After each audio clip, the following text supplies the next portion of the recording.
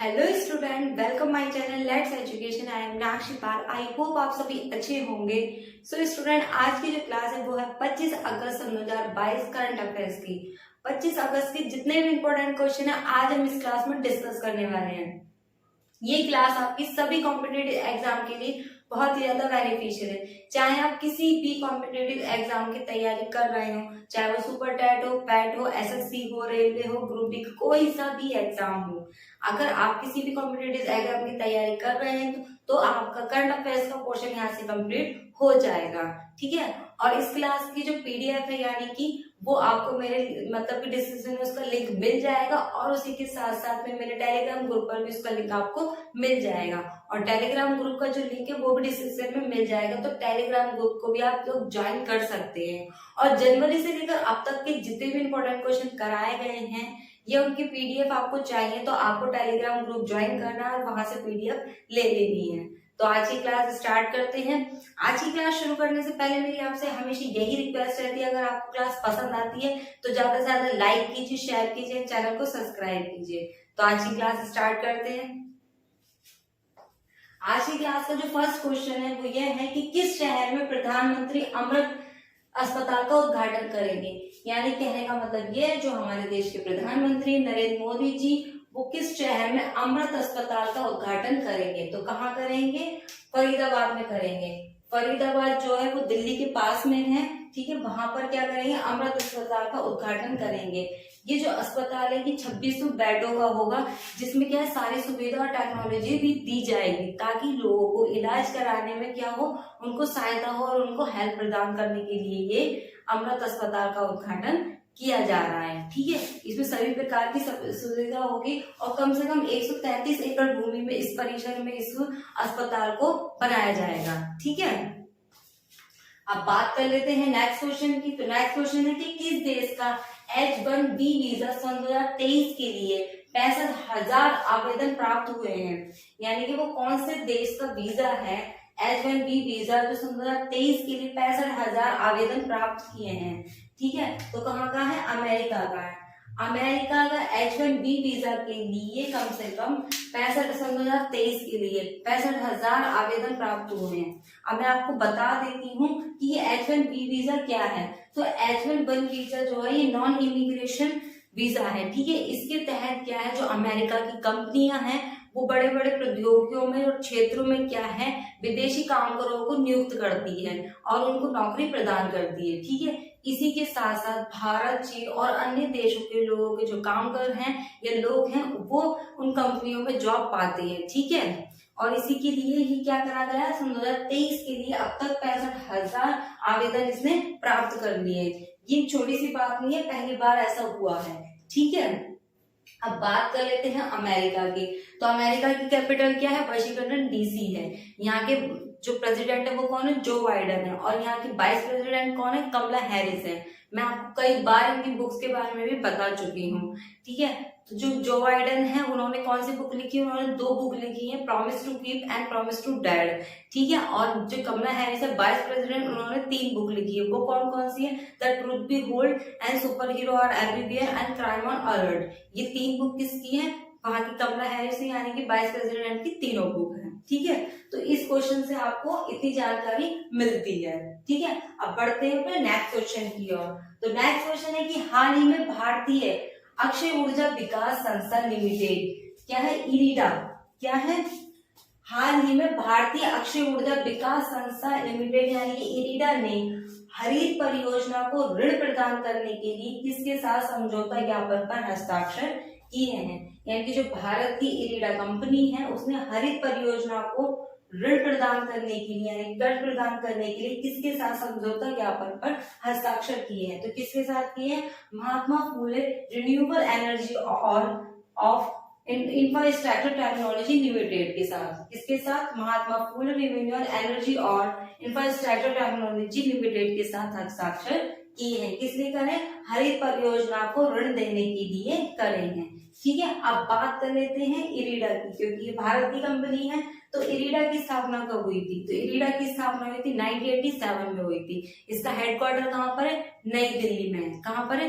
नई दिल्ली में। ठीक है, और यहाँ के जो मतलब इसके अध्यक्ष है वो कौन है? तो उनका नाम है श्री सुभाष चंद्र घोटिया। क्या है? श्री सुभाष सिंह घोटिया है। ठीक है, अब बात करते हैं नेक्स्ट क्वेश्चन की। तो नेक्स्ट क्वेश्चन है, जर्मनी और किस देश ने हाइड्रोजन समझौते पर हस्ताक्षर किए हैं? क्या है क्वेश्चन? जर्मनी और किस देश ने हाइड्रोजन समझौते पर हस्ताक्षर किए हैं? तो किसने किए हैं? कनाडा ने किए हैं। जर्मनी और कनाडा देश ने मिलकर हाइड्रोजन समझौते पर हस्ताक्षर किए हैं। ठीक है, मैं आपको बता दूं, जो जर्मनी के चांसलर हैं वो कहाँ गए हुए थे? कनाडा के दौरे पे गए हुए थे। ठीक है, उसी के दूसरे दिन पर ये हस्ताक्षर किए गए हैं। ठीक है, अब बात कर लेते हैं कनाडा की। तो कनाडा की कैपिटल क्या है? ओटावा है। और यहाँ के पीएम कौन है? जस्टिन ट्रूडो है। जस्टिन ट्रूडो ने ही इस फैसले को लिया है। ठीक है, और इसी के साथ साथ मैं आपको बता दूं, अब इसका लक्ष्य क्या है हाइड्रोजन समझौते पर हस्ताक्षर करने का?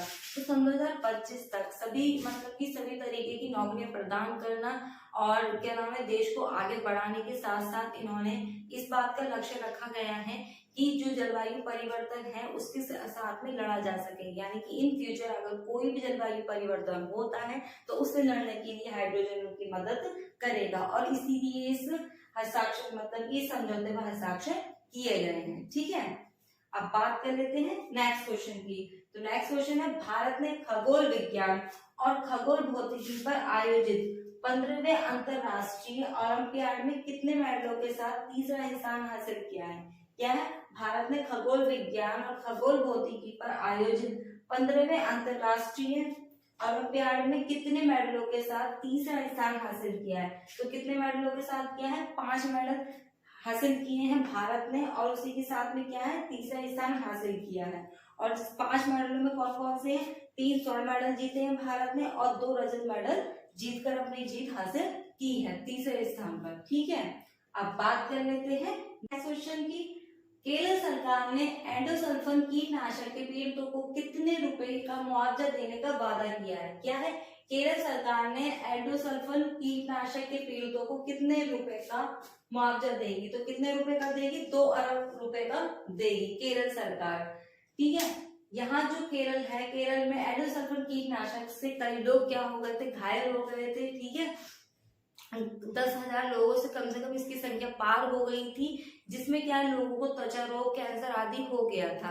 ठीक है, उसी सिलसिले में केरल सरकार ने अब सुनवाई करी है। सन 2018 से लेकर 19 तक में इसमें सुनवाई नहीं की गई थी कि इसको जो है सरकार क्या है इन लोगों को मुआवजा देगी, लेकिन अब क्या है केरल सरकार ने इस मुआवजे के लिए हामी भर दी और 2 अरब रुपए के लिए हाँ कर दिए।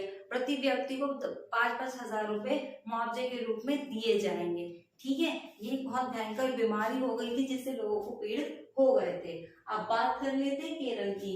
तो केरल की कैपिटल क्या है? आपकी तिरुवनंतपुरम है। ठीक है, और यहाँ के सीएम कौन है? पिनरई विजयन है। और यहाँ के गवर्नर कौन है? आरिफ मोहम्मद खान है। ठीक है, और यहाँ के मैं कुछ नेशनल पार्क है उसके बारे में आपको बता देती हूँ। तो सबसे पहले जो नेशनल पार्क है वो आता है यहाँ का सांत घाटी। सांत घाटी कह सकते हैं साइलेंट वैली। ये एक ऐसा राष्ट्रीय उद्यान है जो अधिकतर एग्जामिनेशन में पूछा जाता है। सेकंड नंबर पर आता है पेरियार वन्यजीव अभ्यारण्य। थर्ड में परम्बिकुलम राष्ट्रीय उद्यान।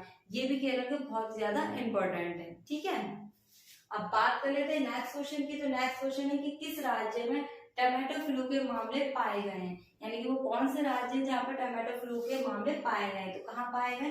केरल, तमिलनाडु, उड़ीसा और हरियाणा, ये 4 राज्यों में टोमेटो फ्लू के मामले पाए गए हैं। अब बात कर लेते हैं टोमेटो फ्लू क्या है।